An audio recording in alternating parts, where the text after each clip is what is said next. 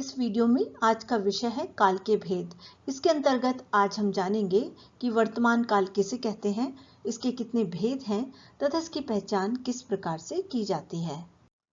काल काल का अर्थ होता है समय। क्रिया के जिस रूप से कार्य होने के समय का ज्ञान होता है उसे काल कहते हैं। इन चित्रों के साथ दिए गए वाक्यों को ध्यान से पढ़िए। पहला वाक्य है अनिल लिख चुका है, दूसरा है अनिल लिख रहा है तथा तीसरा है अनिल लिखेगा। पहले वाक्य से हमें पता चल रहा है कि लिखने का काम बीते समय में हो चुका है। दूसरे वाक्य से हमें यह बोध हो रहा है कि लिखने का काम अभी चल रहा है। तीसरे वाक्य से हमें जानकारी मिल रही है कि लिखने का काम आने वाले समय में होगा। जिस प्रकार से हमें इन वाक्यों से कार्य के अलग अलग समय पर होने की जानकारी मिल रही है, उसी प्रकार काल को भी 3 भागों में बांटा गया है। काल के भेद। काल के 3 भेद होते हैं। पहला है वर्तमान काल, जो समय चल रहा है। दूसरा है भूतकाल, यानी जो समय बीत चुका है। तीसरा है भविष्यत काल, जो समय आने वाला है। इस वीडियो में हम वर्तमान काल के बारे में पढ़ेंगे।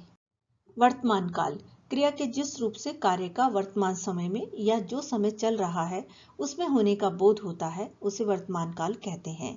इन चित्रों के साथ दिए गए वाक्यों को पढ़िए। जैसे पक्षी चहचहा रहे हैं, पिताजी अखबार पढ़ रहे हैं, प्रियंका स्कूल जा रही है। इन सभी वाक्यों को पढ़कर हमें पता चल रहा है कि वाक्य में होने वाले सभी कार्य वर्तमान समय में हो रहे हैं, अतः ये सभी वर्तमान काल की क्रियाएं हैं। वर्तमान काल के भेद। वर्तमान काल के मुख्य रूप से 3 भेद होते हैं। पहला है सामान्य वर्तमान काल, दूसरा है अपूर्ण वर्तमान काल, तीसरा है संदिग्ध वर्तमान काल। अब इन सभी तीनों भेदों के बारे में विस्तार से समझते हैं। वर्तमान काल का पहला भेद है सामान्य वर्तमान काल। क्रिया के जिस रूप से उसके वर्तमान समय में सामान्य रूप से होने का पता चलता है उसे सामान्य वर्तमान काल कहते हैं।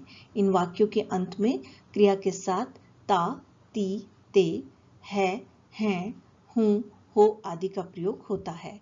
जैसे मैं लेख लिखता हूँ, माली पौधों को पानी देता है, दादी माला जपती हैं, तुम रोते हो। इन सभी उदाहरणों में क्रिया वर्तमान समय में सामान्य रूप से हो रही है, अतः ये सभी सामान्य वर्तमान काल के वाक्य हैं।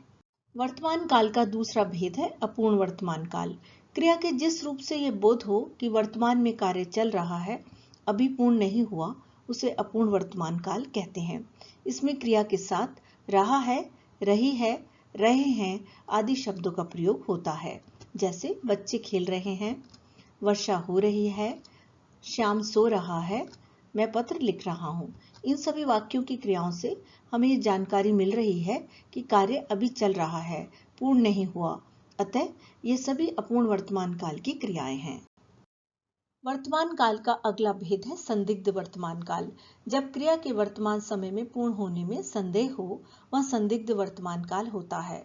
इसमें क्रिया के साथ रहा, रही, रहे या ता, ती, ते के साथ होगा, होगी, होंगे आदि शब्दों का प्रयोग होता है।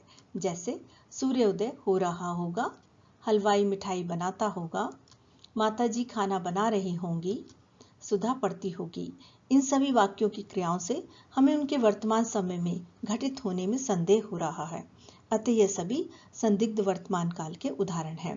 इस तरह हमने सीखा कि वर्तमान काल किसे कहते हैं, इसके कितने भेद होते हैं तथा इनकी पहचान किस प्रकार से की जाती है।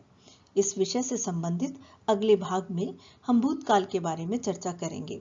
अगली वीडियो में आपसे फिर मुलाकात होगी। धन्यवाद।